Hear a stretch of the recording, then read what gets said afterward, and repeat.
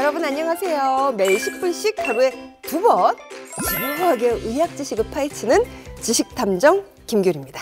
머리가 아프면 정말 너무 괴롭잖아요. 아무리 두통약을 먹어도 낫지 않는 두통이 있다고 합니다. 심하면 이 울렁거림까지 생기기도 하고요. 그런 두통의 원인 뭘까요? 목신경에 의해 유발되는 두통이라고 하는데요. 오늘은 그 심각한 두통의 원인 중 하나인 경추성 두통에 대해 파헤쳐 보도록 하겠습니다.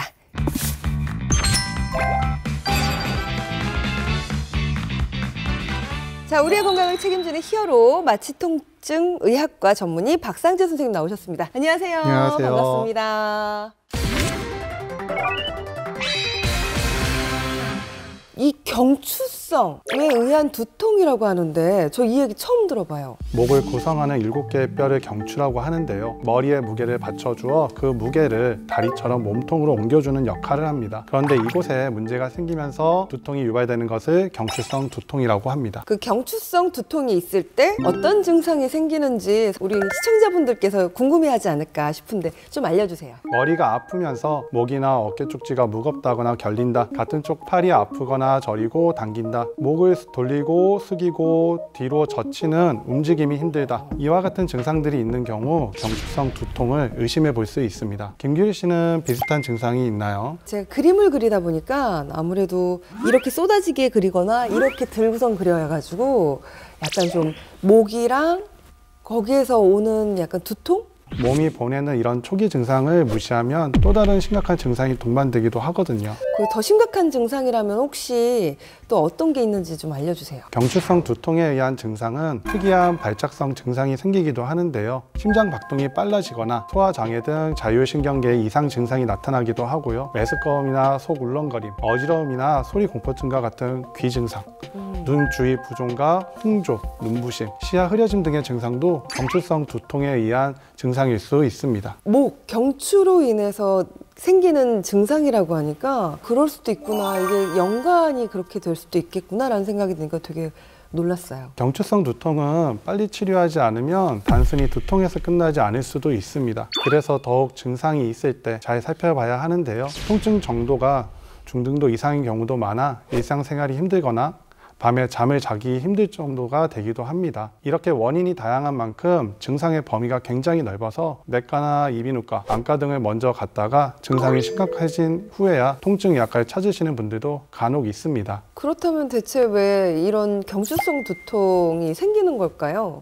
그 목의 문제라면 혹시 잘못된 자세 때문에 그런 건가요? 목에 무리가 가는 안 좋은 자세가 지속되어 질환을 유발하게 되는데요. 흔히 알고 있는 거북목이나 일자목으로 인해 생기는 두통이라 보시면 됩니다. 아, 그게 경추성 두통인 거군요. 네, 경추성 두통은 만성 두통에서 적게는 20%, 많게는 70에서 80%를 차지할 만큼 흔한 질환인데요. 장시간 집중해야 하는 직종에서도 많이 발생하고 컴퓨터나 스마트폰 사용 시간이 긴 현대인들에게 많이 유발되는 질환 중 하나입니다. 근데 왜 잘못된 자세로 두통까지 심해지는 거죠, 선생님? 정상적인 경추의 모양은 이렇게 C자 굴곡이 있어야 하는데요. 머리 위치가 몸통의 중심에서 벗어나게 되면 경추에 가해지는 스트레스가 커지고 경추의 C자 배열을 유지하는 인대의 긴장이 높아져 근육이 뭉치면서 짧아지고 공간을 좁아지게 만들죠. 그러면 이렇게 사진처럼 일자목이나 거북목이 되는 겁니다. 그럼 목신경이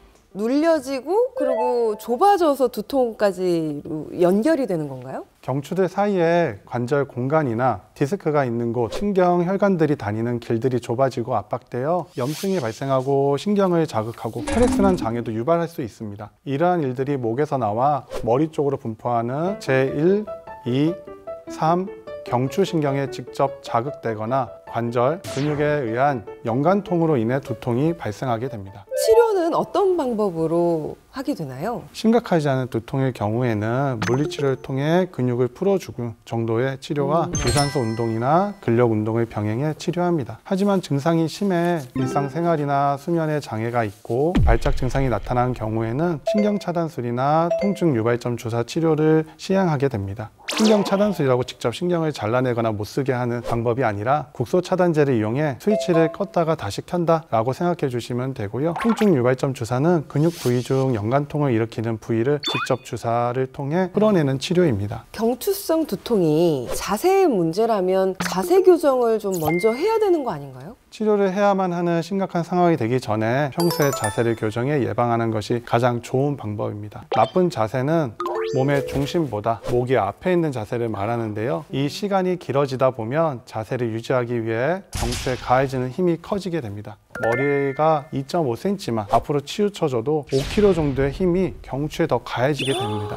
고작 2.5cm 밖에 안 나왔는데 5kg의 그 부담감을 느낀다고요, 제 몸이? 그만큼 조금의 자세가 틀어져도 경추에는 큰 무리를 가져올 수 있다는 것인데요. 이러한 힘이 결국은 목의 C자 배열을 변형시켜 경추성 두통을 유발하게 되는 것입니다. 그런데 일상에서 늘 바른 자세를 유지하기는 참 어렵잖아요. 그래서 자세가 강제로 좋은 방향으로 갈 수 있도록 주변 환경을 개선하는 것이 자세 교정의 첫 번째입니다. 진짜 주변 환경을 좀 개선해야 되겠다라는 생각을 강하게 마음은 먹었는데 어떻게 해야 되는지 잘 모르겠어요. 컴퓨터 작업을 많이 하는 경우 모니터의 높이를 시선 높이로 좀 올려주시는 게 좋고요.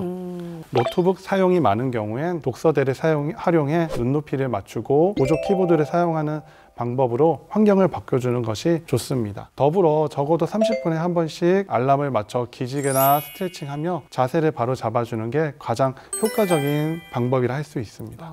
내가 노력을 하면 개선을 쉽게 할 수 있었겠구나라는 생각이 드네요. 평소에 좋은 자세를 유지하시기 위해서 기억하실 게 있는데요. 허리 펴고 가슴 펴고 단전에 힘주기입니다. 허리 펴고 가슴 펴고 단전의 힘, 그 경추성 두통을 예방할 수 있는 방법 어떤 게 있을까요? 목신경으로 인한 두통이라고 해서 고개를 좌우로 움직이면서 하는 운동법들은 오히려 독이 될 수 있습니다. 그래서 아프면 하지 말라고 그렇게 말씀을 드리고요. 바른 자세를 반복해서 잡도록 권해드리고요. 평소에 기지개를 많이 켜라고 말씀드립니다. 한 번 할 때 20초씩 기지개 자세를 유지해야 스트레칭 효과가 있습니다. 마찬가지로 이렇게만 하더라도 몸에 좋은 거예요? 몸의 중심을 잡아갈 수 있기 때문에 더 좋습니다. 그렇군요. 또 기지개를 켤 때 고개를 젖히는 것보다는 살짝 든다는 느낌으로 가능한 정도만 올려주시는 게 좋습니다. 중요한 예방법이 하나 더 남았다고요, 선생님? 마지막으로 승모근이나 뒷목을 지그시 자주 눌러주시는 것도 좋은 예방법이 됩니다. 어깨 근육을 단순하게 지그시 눌러주는 것도 좋고요. 예, 뒷목 쪽으로 손이 가서 직접적으로 눌러주시는 것도 좋은 방법입니다. 귀 뒤에서부터 시작해서 앞쪽 쇄골로 내려오는 목 근육이 있습니다. 엄지손가락과 검지손가락을 이용해서 앞쪽에서부터 이렇게 지그시 눌러지게 되면 짧아진 근육이 풀리면서 목의 움직임을 원활하게 해줘서 경추성 두통을 예방할 수 있습니다.